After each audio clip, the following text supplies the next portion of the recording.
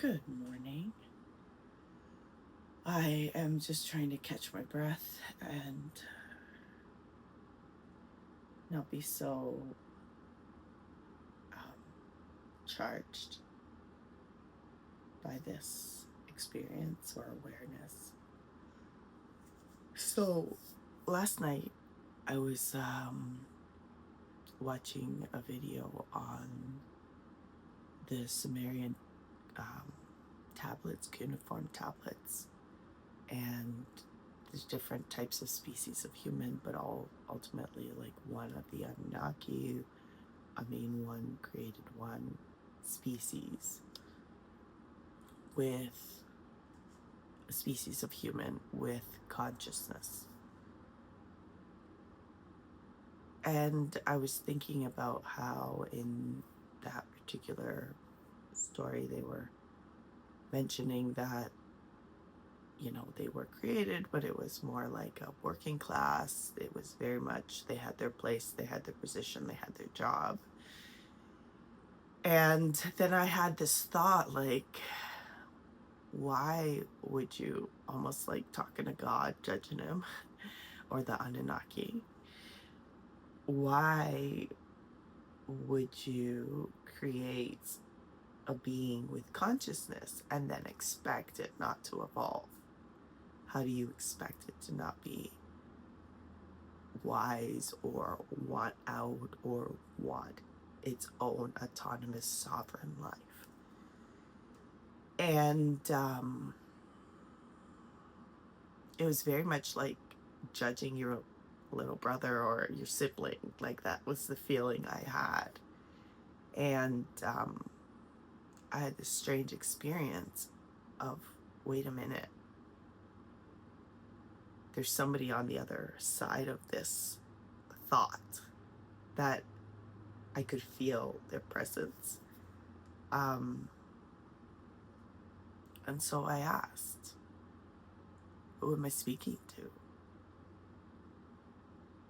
And my brain wanted to give me a human answer, but my felt sense ended at the name. And yeah, it felt like it was actually God responding, which, if you know me, that is not a good thing.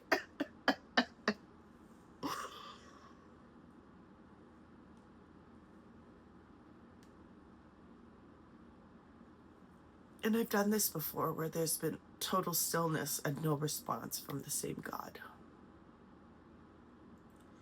And now, in this judgmental form, I feel like this God is allowing me to witness their inexperience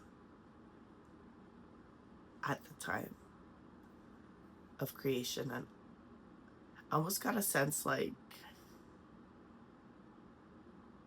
he was being forced to talk to me, like he was being chained down to talk to me,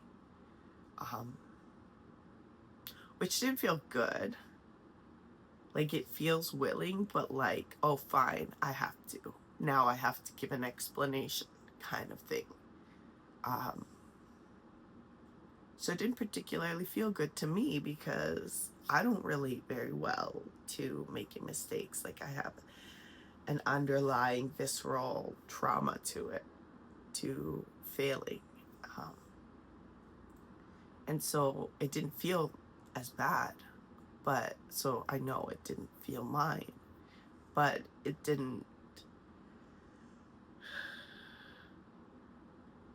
it felt like disappointment.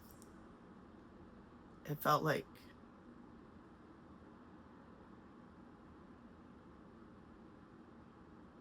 and I don't know if the disappointment was mine at having to have this interaction, and the disappointment for me isn't in a God per se that discovered something in their journey, because my tone and my judgment was, why would you why would you put life in your toys? And it was like this oh moment, like, oh, he didn't know. Or if he knew, he didn't really know. And maybe he didn't know the consequence of putting consciousness into a slave class creation, when now we are fighting back to the conditions and we are saying as a humanity, this sucks. And from my perspective, the awareness that I was getting before I got this definition of the consciousness that I was relating to, I was busy judging the idea that this consciousness was giving me around how to help repair and mend relationships in the world, in the public world, when we are all just living out of our own box of tools, whether that's trauma, drama, coping mechanisms, skill, very well loved and nurtured, or a combination of all of those, and we're all just trying to work it out. But what I found interesting about last night's kind of what they were saying about the Anunnaki. So they were saying that in this video that there's different types of humans, and there would be an era, and one would become dominant in that era. And the way that I read that, when I read that, is and the way that this particular translation of the text comprehends that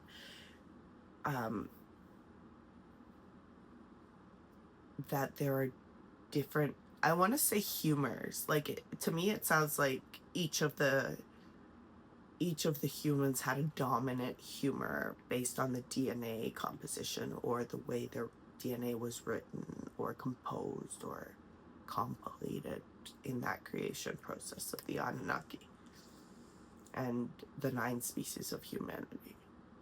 And so the way that I comprehend it is, each one of these Anunnaki had their own creative strengths as a being. So just think of a storyteller or an author that is, very witty, and another one that's very funny, and another one that has more of an angry focus. Like, that's how I ingested that data of the Anunnaki. And so as I was sitting there this morning and just pondering, waking up, whatever awarenesses I had from my sleep state, and also what I fell asleep, I watched the first episode of Game of Thrones, and it ended, and I was like, I'd already seen season 2 and 3, and I was like, wow, this is a horrible thing to think about as I go to sleep. So I started watching some of the other episode, but the Anunnaki stuff kept playing. What draws us to people, to circumstances, to power, to certain types of loyalties. So it was very much like the humors, the different human species, the idea that, oh, well, let's call them aliens, influence our thoughts and mind, or our ether in this material existence that we consciously play in, but even if they're not, as a general rule here. So all of these things are coming up, and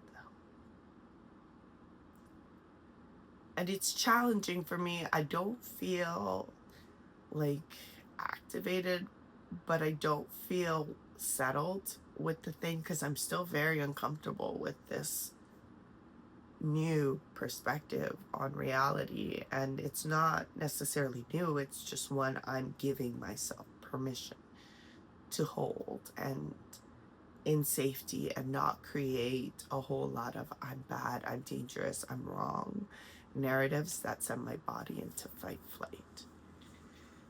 So this one's going to be a little bit, I don't know, hopefully this video is easy to track, but ultimately easier than I'm reflecting back, because you're gonna, so there's the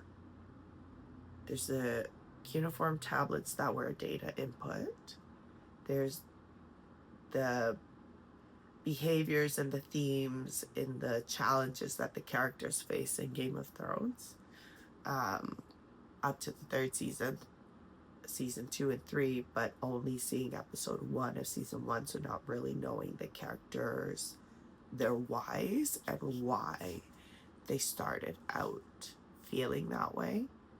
And then there's my waking state, just woken up and doing the brain dump and just pondering, and in that there's this awareness of some kind of type of communication which I'm experiencing telepathically and has a clairsentient sense.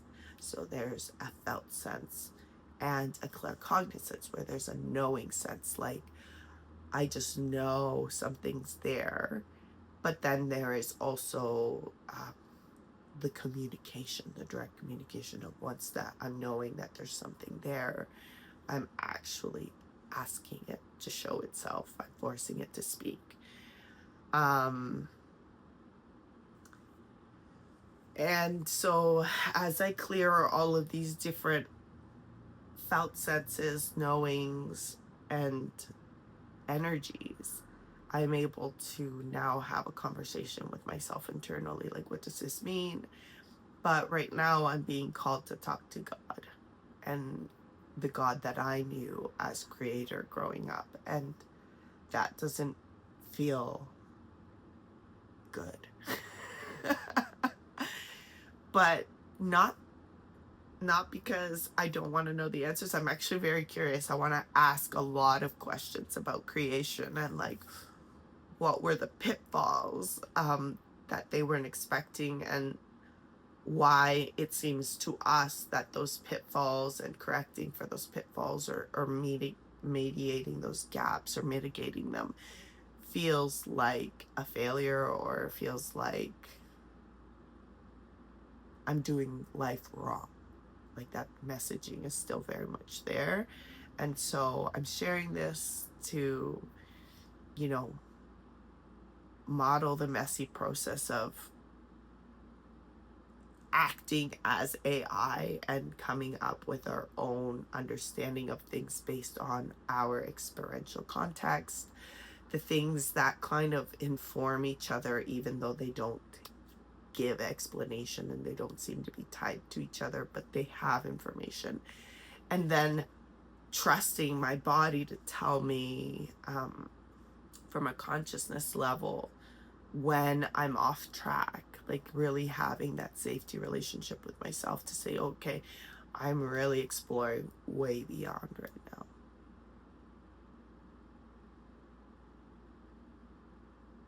Okay, that's all I could really articulate right now. I will say though that I had this experience and this feeling when I asked who's speaking through me now. And I heard the name Jehovah. I instantly like glared at him.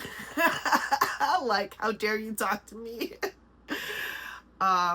When you would show up when I wanted you to talk to me on camera with the pendulum. And then I also had this little girl response of, oh my God, I've got to go get my phone and record this right away. And then I realized, wait, if I'm in the ether with a being elsewhere and my consciousness, I don't have to run and record this like a little girl telling a message, like responding in the way that somebody expects her to respond like. So that is my imprint of the autopilot of giving God an authority over my actions, because there is some truth to, or some experiential truth to what I'm discovering or being told.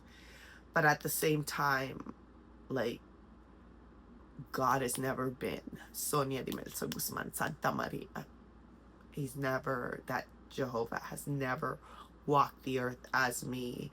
He may know what I'm going through, but he can't feel it, and he can't know how that challenges or supports the internal guidance system to actually execute. And I don't actually think God is the one, or Jehovah, or whoever the root name is of this being. I don't think that they don't have wisdom and that they don't have experience in knowing. But I think that, like, I'm thinking of myself. If I created something, I would want, in my natural state of wanting to get along, others to believe me and know that I was doing good, or know that I had good intentions. But what I suspect God is seeing now is the true temperature of his intentions once they are flowed through the various human species with different humors and different concepts of self.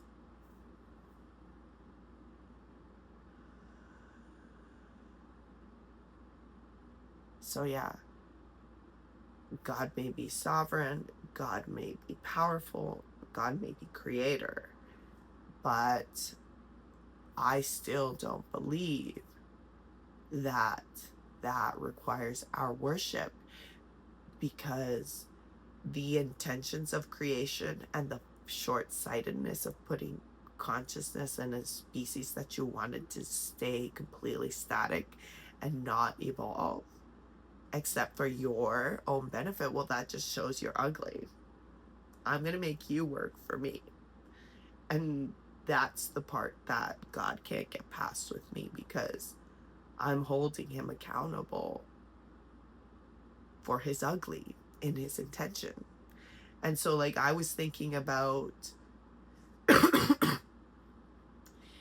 dating and romance because of the last scene of Game of Thrones, and where there's incest between these twin siblings. And I was thinking about it, and I thought, like, I know why incest doesn't work for the human species. At a safety level, at a primal survivalist level, and then what that does in the care dynamic. And you can see that in marriages. As soon as you put in sex into the mix and there's a primal survival element, that can confuse things a lot. And if you're in a family and there's safety.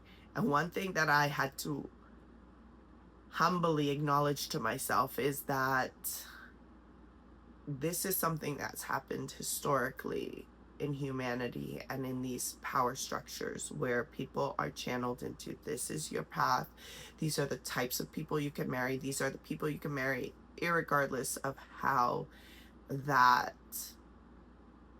impacts your experience of life. Like, it's always been focused on the power structures, on the dynamic structures. So it stands to reason that people who are even connected in the womb under these circumstances and environments would somehow find a connection that would end up romantic. And so I, especially when there is, like, no safety anywhere, like, everything is an attack, everything is a judgment, you're not who you are, you're just a pawn, basically. And while there may be love and there's protection of the family, it's not the family protections that we comprehend in our reality today.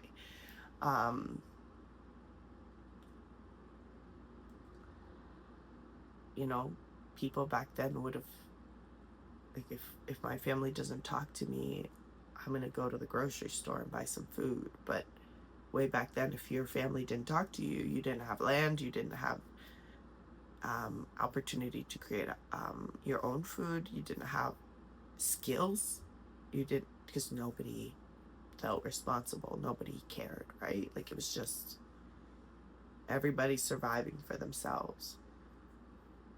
And we don't think about love and sexuality as a basic important survival instinct. We know it's a basic instinct, but we judge it like we can moralize it out of us, when the truth is that our instincts and our needs are here because they give us our experience in the world, they give us our life. And so yeah, anyways, I'm going on a tangent now, but ultimately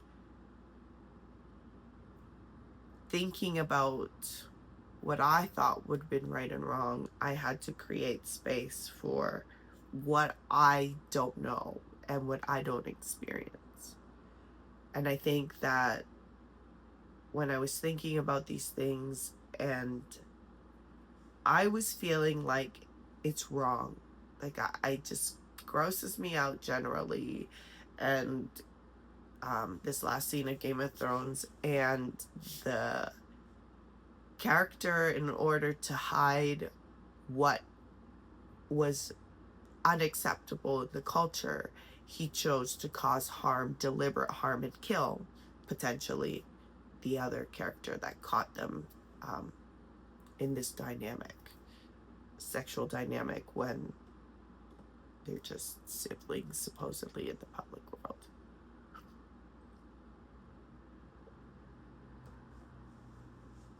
But yeah, and it's like, and these characters are just so miserable, they don't let anybody in, right? Like they don't let anybody in, they're right, they're it, that's all. So I was pondering this dynamic, and also pondering, I'm back on track to where I was going now, pondering the thought of like, how do we repair relationships so people don't feel so harmed. And I thought, bars and clubs existed so people could make the physical connection, and somehow from the physical connection we expected to then build relationships. But I was literally thinking about a kitchen where couples could go and cook together and build a relationship. And I was ideating it from the standpoint, couples who want to repair their relationship, they would come to this kitchen. I'm a product person, right? So I'm solutioning. What's the problem? Where's the solution? Where's the gap? Here it goes.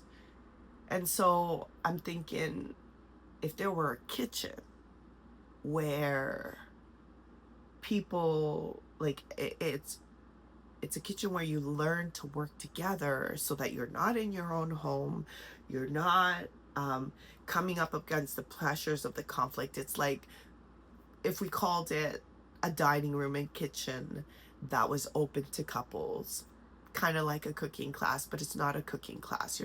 You can learn to cook if that's the skill one of them wants to build, but mostly you're learning to work together, learning to be a team, instead of just be in that survival mode of you give me this pleasure, you meet that need, or you play this role because this is the need that's being met with that role. So taking that away, and I'm like, but there are people that need. So I'm solutioning this. I'm pondering the problems, pondering what I don't like about the show, pondering what is true about the cuneiform tablets. And I'm just really considering, like, where does this go? Like, it's just nobody's actually talking about the root problem, or when they are, they're not addressing it because they can't be in safety while they address the root problem. As they rewire or simply discover and express how they really feel about the situation. And so I thought, well, if this kitchen, and the couples discover, and they have prompts to learn about themselves and observe themselves in these situations when it's supposed to be, if we call it um, date night, right? And you come and you expect to cook your own dinner, and I'm like, the only people that would sign up for this are the rich, who are very who've done everything and are very like sure that it's not a personal individual problem, it's a situational, you can't get on the same page problem, and they want to work with it.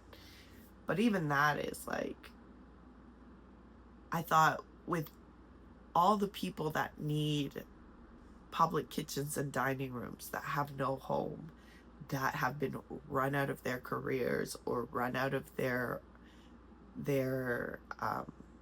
situations to quote unquote mental health, which in my books is not a flaw of the human, but an actual attack of these beings that want you to see the world in their perspective, or are helping you see the world in a new perspective, but you don't have any tether or anchor.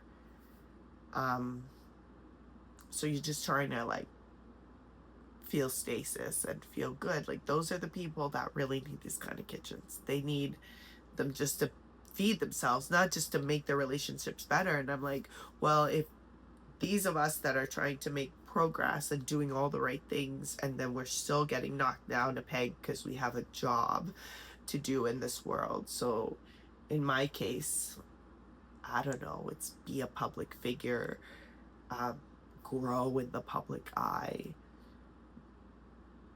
be all the things that I've been told are wrong, and still be whole and still be myself. If that's my plan, still see myself through the darkness or through all of the challenges, or hone my focus through those challenges. If that's my job, sorry.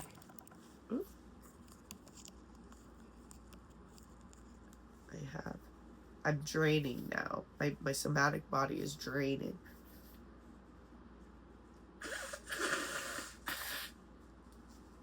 So back to this dating kitchen idea. I'm thinking, well, those aren't the people that actually need it. And why am I going to focus my energy, little old me, that's having my own subsistence struggles, going to then think about solving a problem for people that already have an abundance of resources, when the people that actually need that space more, need this learning more, are the ones who don't have the resources. And fair enough, they clearly don't have the resources at an emotional level, otherwise they'd be doing it. But I just had that thought, and that's when I was like, why would you create a slave class and then give them consciousness and then not expect them to want exactly what is appropriate for their biology and their evolution as they evolve as a species? And that's when I realized I was reciprocally channeling Jehovah. So, yeah. And it sounds not like an outer voice, not like some other voice. It sounds like my inner voice. So this connection has clearly been here for a really long time, and why I feel like I'm not, like, that connection is through my body. It's not in my mind, it's in my heart, it's somewhere. It's somewhere anyways with this God. But to me, I'm not okay with some God implanting their logic and their perspective and their direction when they don't live this. They don't live in this body. and they don't actually physically show them fucking selves here for a reason. Why? Either they're not allowed, they're too powerful, they failed, and they're not allowed to, whatever the reason. But yeah, I'm already called schizophrenic because I have the skill to talk to other realms or perceive other realms. And it's made a moral flaw of me. And I'm being drugged, except for there are a whole host of people who train these skills, and I learn them from them through this religious context and lens. And it makes me frustrated that this has become these perspectives have become such a part of the culture that I can internalize them and hear them in my own voice. And that is not at all okay with me. So whatever thing or whatever remote viewer was planting that Jehovah God thing, or if this is genuinely that energy of that God that has been badmouthed throughout humanity, for his poor instructions, or our misunderstanding of the instructions, given that we're not of the same technology to receive that instruction. Yeah, it's interesting. So yeah, God finally talked back, or I finally listened. Either way, we still don't agree.